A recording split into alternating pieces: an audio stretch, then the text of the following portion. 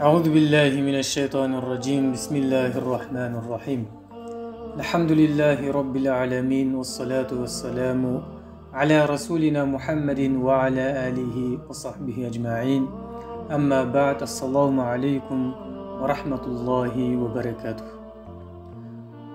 Құрметті жамағат, бүгінгі біздің уағызымыздың тақырыбы Пайғамбарымыз саллаллаху алейхи уассаламның мінез құлықтары турасында болмақ. Құран кәрімде Алла Тағала Қалам сүресінің 4-ші аятында былай дейді: Астағфирулла.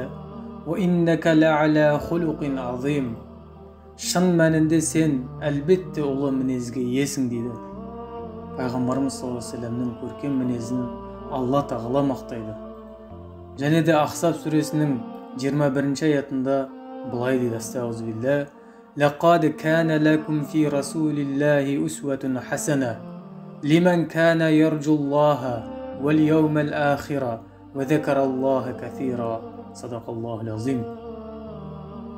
Расында сендер үшін Алла Тағаланы да, ақирет күнінде үміт еткен және Алла Тағаланы көп еске алған кісілер үшін Алла Тағаланың елшісінде көркем өнегелер бар дейді. Яғни Пайғамбарымыз саллаллаху алейхи уассалам бұл мұсылман адам үшін, мұсылман үмбет үшін, мұсылманның еліктеуге тырысуы керек болған жан, ол өзіміздің пайғамбарымыз Алла елшісі саллаллаху алейхи уассалам болуға тиіс екен.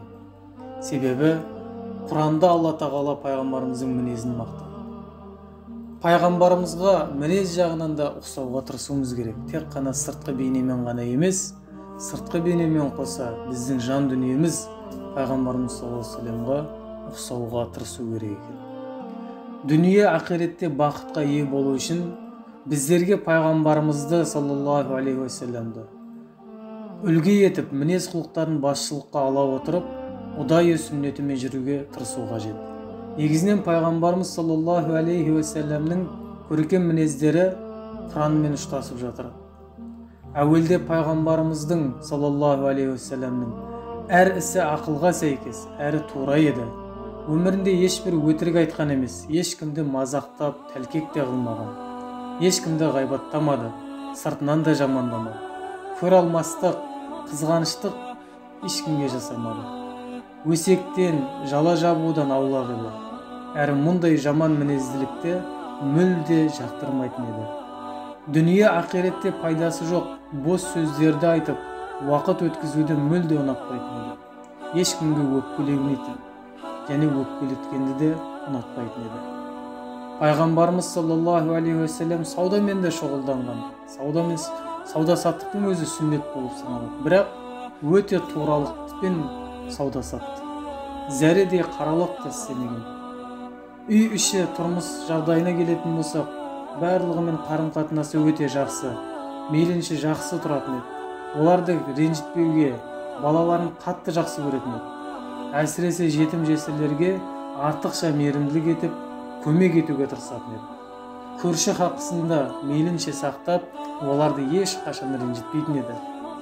Тіпті хайуандардың да ақыларын мойындап, оларға шамасынан тыс жүк артпайтын еді, ұрып соқпайтын еді.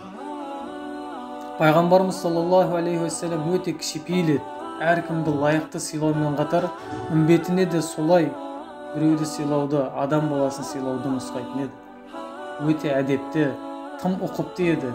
Біреудің үйіне кіргісі келсе, әуелі есігін қағып, рұқсатын сұрайды.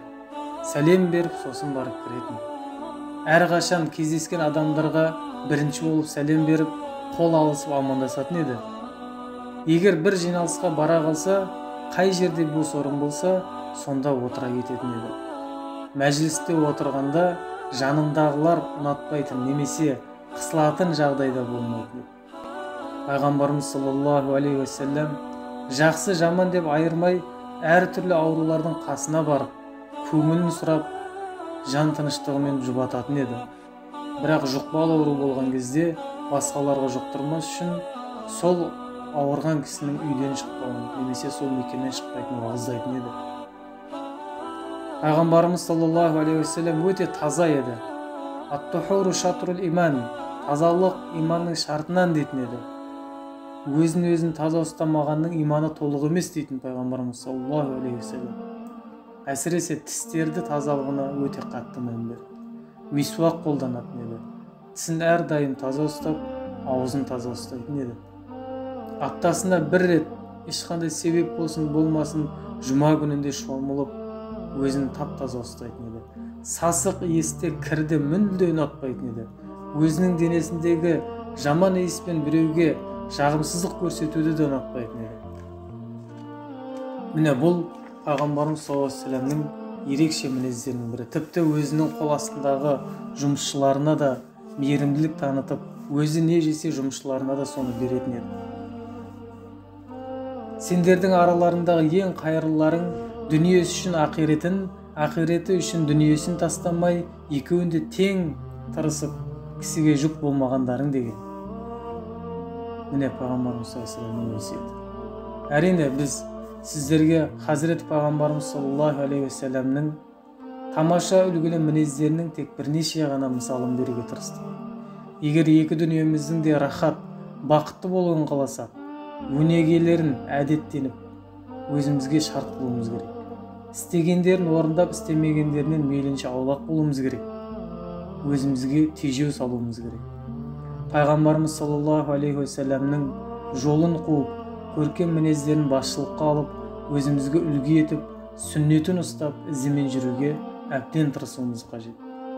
Өйткені пайғамбарымыз саллаллаху алейхи вассаламның көркем болмысын, мінез құлқы әдептілігі, бір тұтас өмірі ислам дінінің шынайы негізі, шын мәнінде Құранның іс жүзіндегі көрініс екендігі күмәнсіз еді.